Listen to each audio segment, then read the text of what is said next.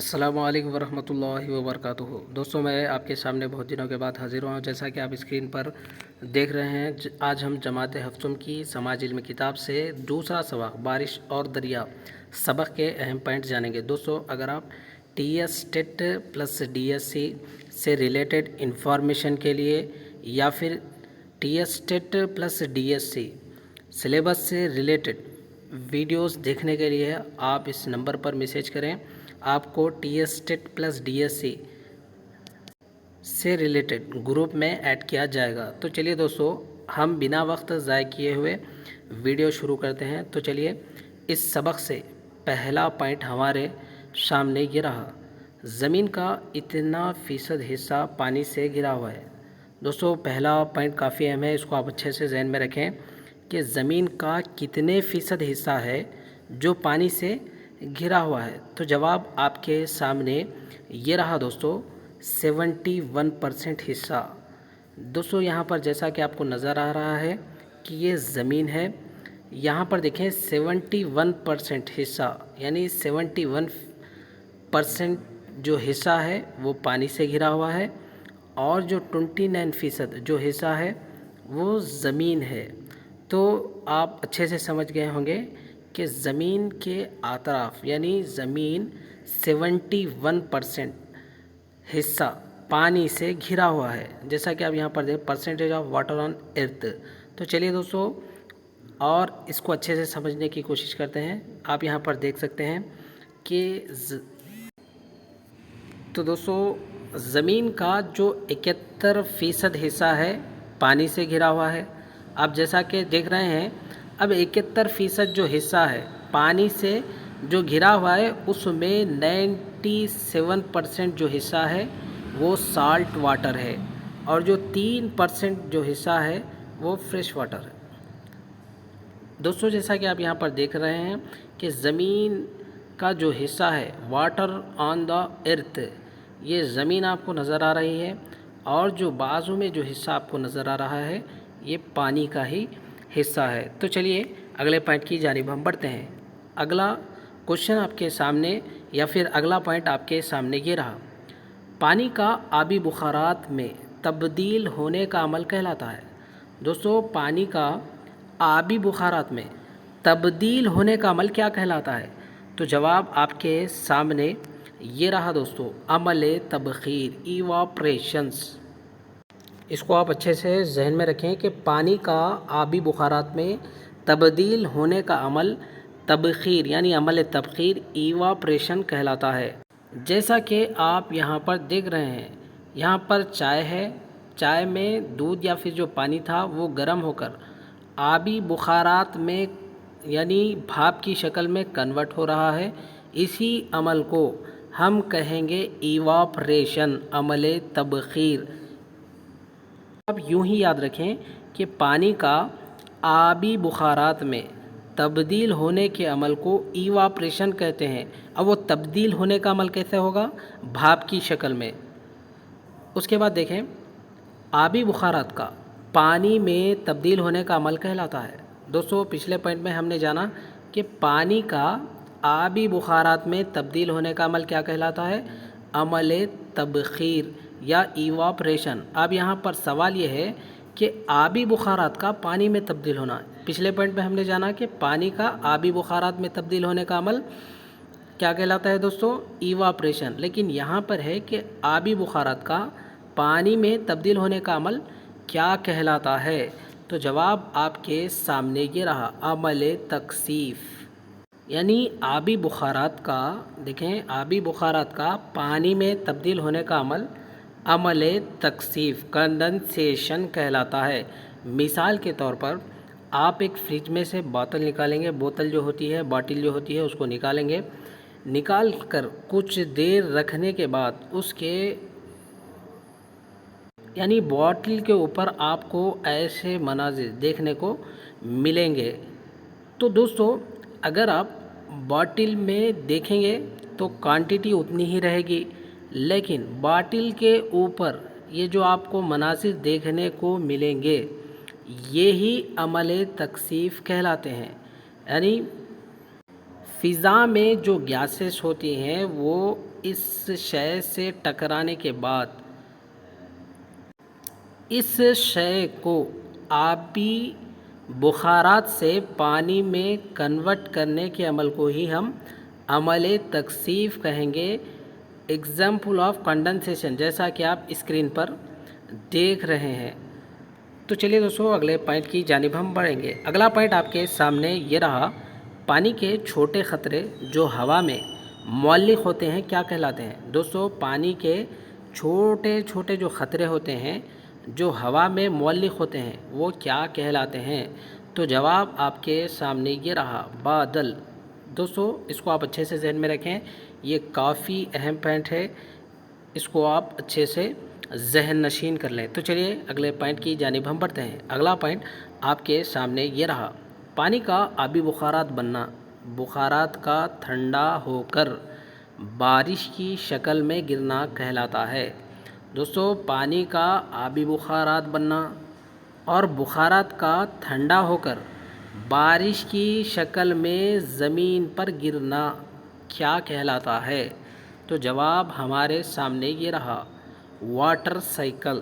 تو اس عمل کو ہم واٹر سائیکل کہتے ہیں، اور اس کے ساتھ ساتھ آپ یہ بھی ذہن میں رکھیں، واٹر سائیکل کو ہم ہائیڈرولوجک سائیکل بھی کہتے ہیں۔ اس کو آپ اچھے سے ذہن میں رکھیں، واٹر سائیکل کو ہم ہائیڈرولوجک سائیکل بھی کہتے ہیں۔ اس کو آپ اچھے سے ذہن نشین کر لیں۔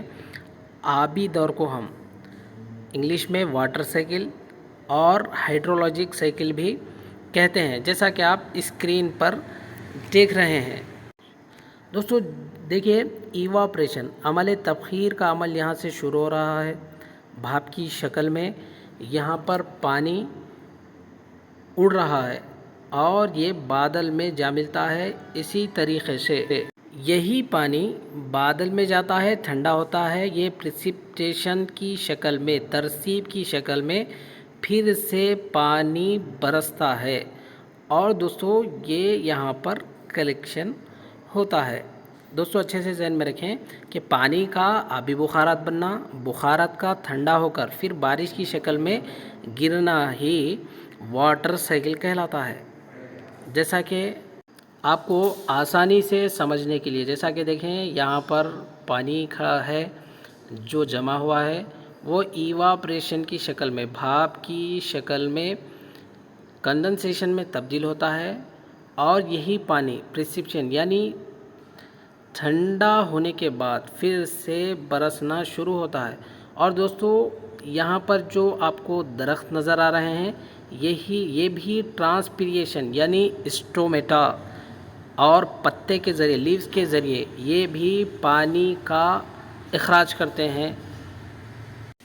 جو بادل بنتے ہیں کئی ہزار کلومیٹر کا سفر طے کر کے بارش برساتے ہیں، اسی کو ہم واٹر سائیکل کہتے ہیں، جیسا کہ آپ یہاں پر دیکھ رہے ہیں۔ تو چلیے اگلے پوائنٹ کی جانب ہم بڑھتے ہیں۔ مثال کے طور پر آپ کو یہاں پر بھی نظر آ رہا ہے، ایواپریشن یعنی پانی کا آبی بخارات میں تبدیل ہونا، یعنی بھاپ کی شکل میں اڑنا، اور وہ کنڈنسیشن میں تبدیل ہونا، اس کے بعد پریسپشنز میں یعنی تبدیل ہو کر پھر سے وہی پانی برسنا، اسی کو ہم کہیں گے عمل آبی دور یا پھر واٹر سائیکل۔ تو چلیے اگلے پوائنٹ کی جانب ہم بڑھتے ہیں۔ اس کے بعد دیکھیں، آبی بخارات کا مختلف طریقوں سے زمین پر برسنے کا عمل کہلاتا ہے۔ دوستو آبی بخارات کا مختلف طریقوں سے زمین پر برسنے کا عمل کیا کہلاتا ہے؟ تو جواب آپ کے سامنے یہ رہا، عمل ترسیب۔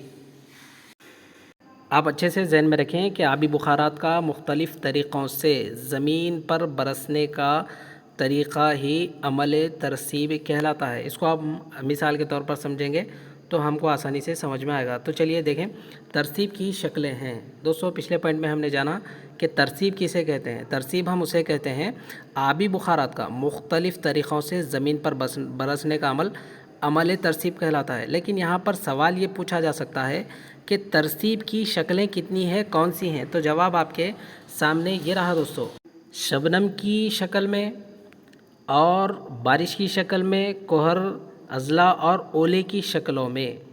یہ زمین کے اوپر برستا ہے، اسی کو ہم ترسیب کہتے ہیں۔ یعنی آبی بخارات کا مختلف طریقوں سے زمین پر برسنے کا عمل ترسیب کہلاتا ہے، اور یہ عمل شبنم کی شکل میں، بارش کی شکل میں، کہر کی شکل میں، اضلاع اور اولے کی شکل میں زمین کے اوپر برستا ہے۔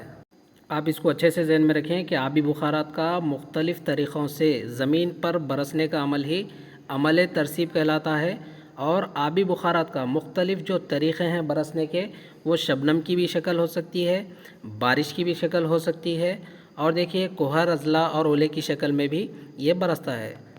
تو چلیے ہم اگلے پوائنٹ کی جانب ہم بڑھیں گے۔ جیسا کہ دیکھیں، فضا میں موجود اور نہ دکھائی دینے والے بخارات کے آلات کہلاتے ہیں۔ یعنی فضا میں موجود اور نہ دکھائی دینے والے جو بخارات ہوتے ہیں وہ کیا کہلاتے ہیں؟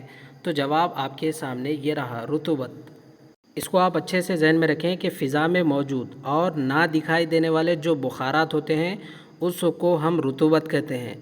جب حرارت اور رطوبت میں اضافہ ہوتا ہے تو ہمیں بے چینی محسوس ہوتی ہے۔ آپ غور کرے ہوں گے کہ جب بھی ہمیں گرمی محسوس ہوتی ہے، رطوبت میں اضافہ ہو جاتا ہے تو ہمیں بے چینی محسوس ہوتی ہے اور ہمیں پسینہ آ جاتا ہے۔ تو چلیے اگلے پوائنٹ کی جانب ہم بڑھتے ہیں۔ اگلا پوائنٹ دیکھیں، گرمی اور رطوبت کی وجہ سے ہمیں پسینہ آ جاتا ہے، ہم چپچپاہٹ محسوس کرتے ہیں، اس کو کہتے ہیں۔ دیکھیے پچھلے پوائنٹ میں ہم نے جانا کہ فضا میں موجود اور نہ دکھائی دینے والے بخارات کو رطوبت کہتے ہیں۔ جب حرارت اور رطوبت میں اضافہ ہوتا ہے تو ہمیں بے چینی محسوس ہوتی ہے، لیکن یہاں پر یہ پوچھا جا رہا ہے کہ گرمی اور رطوبت کی وجہ سے ہمیں پسینہ آتا ہے، بے چینی ہوتی ہے اور ہم چپچپاہٹ محسوس کرتے ہیں، اس کو کیا کہتے ہیں؟ تو جواب آپ کے سامنے یہ رہا، حبس۔ اس کو آپ اچھے سے ذہن میں رکھیں۔ تو چلیے اس سبق کا آخری پوائنٹ آپ کے سامنے یہ رہا، ہوائیں جو بحر عرب اور خلیج بنگال سے سفر کرتے ہوئے بارش لاتی ہیں انہیں کہتے ہیں۔ دوستو اس کو آپ اچھے سے ذہن میں رکھیں کہ ہوائیں جو بحر عرب اور خلیج بنگال سے سفر کرتے ہوئے بارش لاتی ہیں انہیں کیا کہتے ہیں؟ اسے ہم مانسونی ہوائیں کہتے ہیں۔ آپ اگزامپل کے ذریعے یہاں پر دیکھ سکتے ہیں کہ یہاں پر دیکھیں، بحر عرب اور بے آف بنگال یعنی خلیج بنگال سے جو ہوائیں آتی ہیں وہی مانسونی ہوائیں کہلاتی ہیں۔ اور اگر ہم اس کو اچھے سے سمجھنے کی کوشش کریں تو یہ مانسونی ہوائیں